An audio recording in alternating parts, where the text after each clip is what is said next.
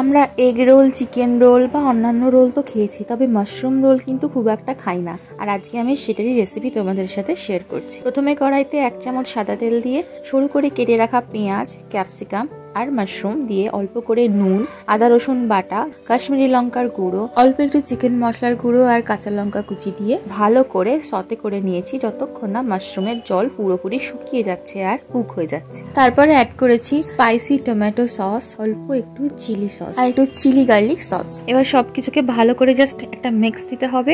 Gas off করে উপর থেকে একটু গোলমরিচের গুঁড়ো আর একটু ধনেপাতা থাকলে ছড়িয়ে দিতে পারো।